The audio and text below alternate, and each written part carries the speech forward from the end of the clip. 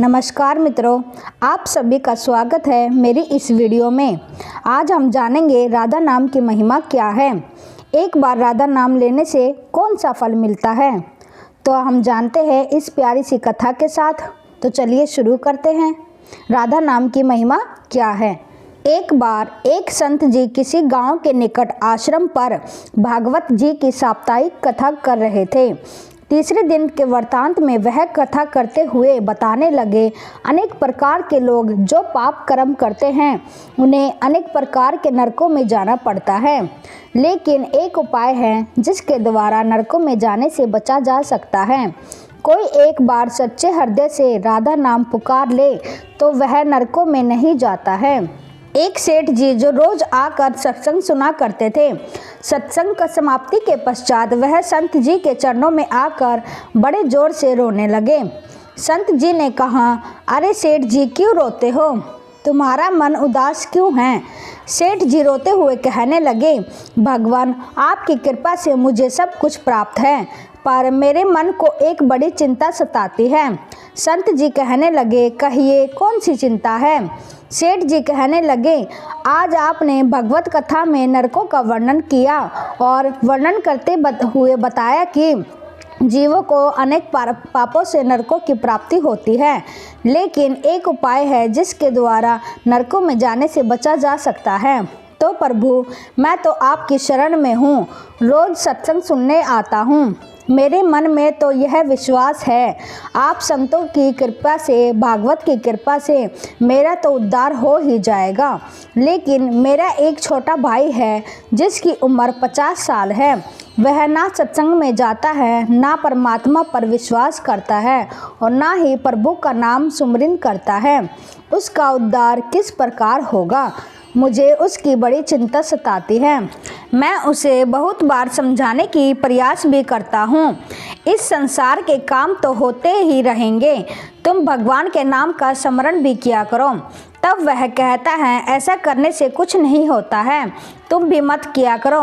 मैं जितना आस्तिक हूँ प्रभु के प्रति, जितनी मेरी आस्था है वह उतना ही कट्टर और अनिश्वरवादी है। तब संत जी ने कहा, क्यों चिंता करते हो, एक दिन उसका भी उद्धार हो ही जाएगा। सेठ जी रोते हुए कहने लगे, हे भगवान, उसका उद्धार कब होगा। आप जैसे महापुरुषों हमारे गांव में आए हैं, मुझे तो आप पर ही यकीन है, आप ही उसका उद्धार करके जाएंगे। अब आप कैसे भी कृपा कर मेरे घर आइए और एक बार तो उसके मुख से श्री राधा नाम का उच्चारण कराइए। तब सेठ जी की विनय सुनकर संत जी कहने लगे, कल सत्संग समाप्ति के पश्चात मैं आपके घर आऊँगा और उसे परमात्मा का नाम सुमिरन अवश्य कराऊँगा। दूसरा दिन हुआ, सेठ जी अपने घर गए, संत जी के आने का इंतजार करने लगे। आश्रम पर कथा की समाप्ति हुई। अब संत जी अपने वचन के अनुसार सेठ जी के घर पहुँचे। जैसे ही घर पहुँचे, सेठ जी ने बड़े श्रद्धा भाव से संतों का स्वागत किया। उन्होंने अपने भाई को बुलाकर कहा, संत जी आज हमारे घर पधारे हैं, उनका दर्शन कर लो। वह अंदर से बैठे बैठे कहने लगा, मुझे ना किसी संत से मिलना है और ना ही भगवान से मिलने की इच्छा है, तुम ही उनकी सेवा करो और तुम ही उनका पेट भरो। संत जी ने जब यह वचन सुने, सेठ जी रोते हुए कहने लगे, भगवान जी आपने देखा, आपके सामने ही आपका अपमान कर रहा है। संत जी कहने लगे, सेठ जी ख्याल ना कीजिए, सब कुछ अच्छा होगा। अब सेठ को दिलासा देते हुए संत जी पलंग से उतरे और उसके भाई के कक्ष में आ गए और उसके कंधों पर हाथ रख कर कहने लगे, और बताओ आज तक कितना कमाया। वह संत जी को इस प्रकार अपने नज़दीक देखकर कहने लगा, अपना हाथ मेरे कंधों से हटाओ। मैं ना संतों को मानता हूँ ना भगवान को मानता हूँ। लोग जितने आस्तिक होते हैं मैं उतना ही कट्टर नास्तिक हूँ। मैं भगवान को नहीं मानने वाला हूँ। आप मेरे नज़दीक क्यों आए हैं। संत जी कहने लगे, मैं तो अपना काम करने आया हूँ। संतों का काम होता है लोगों का उद्धार करना। आज तुम्हारे उद्धार का कार्य मिला है। तो अवश्य करके ही जाऊंगा। वह सेठ का भाई भी बड़ा कट्टर था। वह कहने लगा, आपको किसी का भी उद्धार करना है कर लीजिए, पर मेरा उद्धार आप नहीं कर सकते। मैं कुछ भी नहीं करने वाला हूँ। सेठ के भाई को देखकर संत जी मुस्कुराकर कहने लगे, एक बार राधे राधे बोल दो। वह सेठ जी का भाई कहने लगा, मैं कुछ नहीं बोलूँगा। संत जी ने फिर कहा, राधे राधे बोल दो। वह कहने लगा, नहीं कहूँगा। फिर संत जी ने कहा, राधे राधे बोलो। वह कहने लगा, मैंने कहा ना, मैं नहीं बोलूँगा। तब संत जी सेठ जी के पास आए और कहने लगे, अब आपने मेरे ऊपर यह जिम्मा सौंपा है। अब मैं जैसा करूँगा आप बीच में नहीं आना। आप सारे परिवार वालों बाहर जाकर बैठ जाओ। जब तक मैं ना बुलाऊं, एक भी परिवार वाला इस कक्ष में ना आए। अब इस प्रकार सेठ जी अपने परिवार सहित बाहर आकर बैठ गए। अब कक्ष में सिर्फ संत जी और सेठ जी का भाई था। संत जी ने प्रेम से कहा, अरे भैया, एक बार राधे राधे बोल दो। वह कहने लगा, मैंने आपसे मना किया ना, मैं नहीं कहता हूँ। ना भगवान को मानता हूँ, ना भगवान की बातें मानता हूँ। मैं कट्टर नास्तिक हूँ। संत जी उसे प्रेम से हंसते हुए कहने लगे, जितने तुम कट्टर नास्तिक हो, मैं उतना ही आस्तिक हूँ। मैंने अगर निश्चय कर लिया है, तुम्हारे मुख से राधा नाम सुनकर ही जाऊँगा, और पक्का समझ लेना कि तुम्हारे मुख से राधा का नाम निकलेगा। वह कहने लगा, आप कितना भी प्रयास कर लो, मैं एक बार भी नाम नहीं लेने वाला हूँ। अब संत महापुरुष होते तो बड़े दयालु हैं, पर लीला मात्र उन्होंने क्या किया, उस सेठ के भाई का हाथ पकड़ा और हाथ पकड़कर जोर से घुमाने लगे। अब वह सेठ ठहरा 50 साल का, वृद्ध अवस्था थी। संत भी वृद्ध थे, पर संतों के अंदर भक्ति का तेज होता है। उन्होंने जोर से उसके भाई का हाथ घुमाया, हाथ मोड़ दिया। हाथ घुमाकर संत जी फिर कहने लगे, कहो राधे राधे। वह कहने लगा, नहीं कहूँगा। अब तो संत जी ने जोर से हाथ घुमाकर सेठ के भाई को जमीन पर पटक दिया और खुद उसके पेट पर चढ़कर बैठ गए। और संत जी फिर कहने लगे, बोलो राधे राधे। वह फिर कहने लगा, नहीं कहूँगा। अब तो संत जी ने उसके दोनों हाथ पकड़कर उसके पैरों को बांध दिया और कहने लगे, कहो राधे राधे। अब ऐसी अवस्था में वह सोचने लगता है, यह संत तो मुझे मार ही देंगे। तब उसने बिना इच्छा के एक बार ऐसे ही कह दिया, राधे राधे। जैसे ही उसने राधे राधे कहा, संत जी ने उसके हाथ पैर खोल दिए, उसके बंधनों को छोड़कर बाहर आकर कहने लगे, सेठ जी, आपका कल्याण हो गया, आपके भाई का भी कल्याण हो गया। सेठ जी कहने लगे, अंदर से बहुत तेज आवाज़ें आ रही थी। तब संत जी कहने लगे, आपने काम ही ऐसा दिया था। आपने कहा था वह नास्तिक है, कभी कुछ बोलता ही नहीं। आज आपके भाई ने राधे राधे का नाम उच्चारण किया है, इसका कल्याण हो गया। अब मैं जा रहा हूँ, कल से मेरी कथा है। अब संत जी तो अपने स्थान पर लौट आए। सेठ का भाई जमीन से उठकर अपने भाई से कहने लगा, यह कैसे संत थे, मुझसे झगड़ा करने आ गए, मेरे ऊपर चढ़कर बैठ गए और कहने लगे, अगर राधे राधे का नाम उच्चारण नहीं करेंगे तो मैं तुम्हारे ऊपर ऐसे ही बैठे रहूँगा। अब उसकी बातें सुनकर सेठ जी तो हंसने लगे। वह हंसते हुए मन से भगवान को धन्यवाद देते हुए कहने लगा, हे प्रभु, आपके संत भी बड़े दयालु हैं, खुद कष्ट सहकर भी लोगों का कल्याण करते हैं। समय व्यतीत होता गया। मुश्किल से 5-6 महीने गुजरे होंगे। अचानक एक दिन छोटे भाई का देहांत हो गया। शरीर समाप्ति के पश्चात आत्मा शरीर से अलग हो जाती है। वह आत्मा ही ऊपर यमराज के पास जाकर सारे हिसाब किताब देती है। अब इस व्यक्ति का हिसाब किताब खोला गया। यमराज ने चित्रगुप्त से कहा, जो आज इंसान हमारे पास लाया गया है, इसका हिसाब क्या है? चित्रगुप्त कर्मों का हिसाब देखकर बताने लगा, हे भगवान, इसने अपने जीवन में कभी परमात्मा का नाम सुमिरन नहीं किया, सदा पाप ही पाप किए हैं, इसे तो सीधे नरक भेज दिया जाए।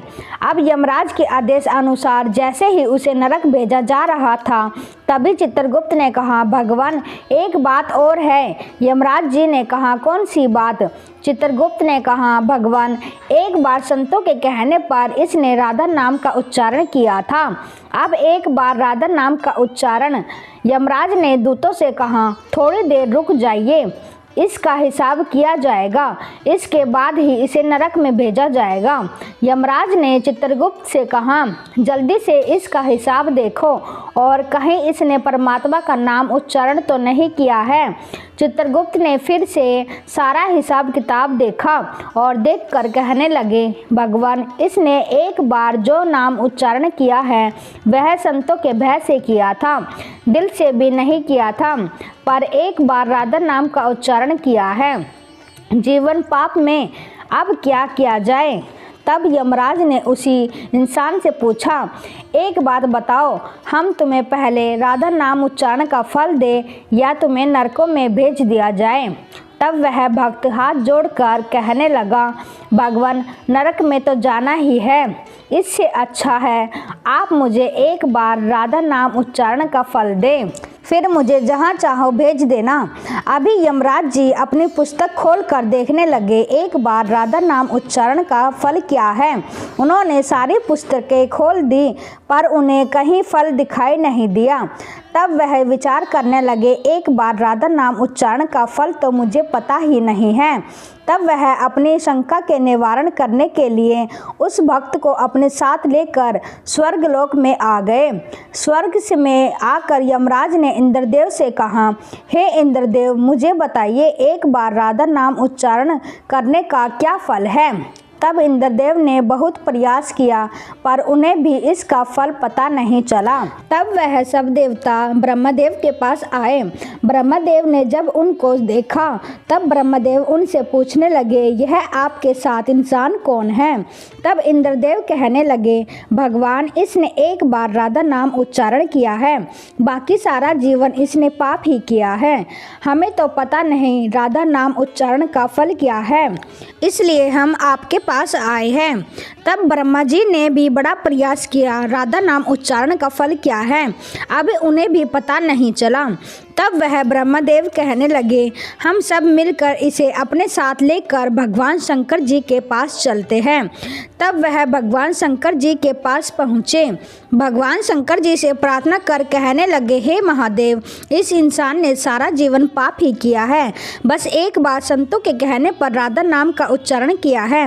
अब आप ही बताइए, एक बार राधा नाम उच्चारण का फल क्या मिलता है? तब महादेव जी ने भी बड़ा प्रयास किया, पर वह राधा नाम की महिमा को बता नहीं सके। तब शंकर जी कहने लगे, अब हमें भगवान कृष्ण के पास चलना चाहिए, क्योंकि वही राधा तत्व को जानते हैं।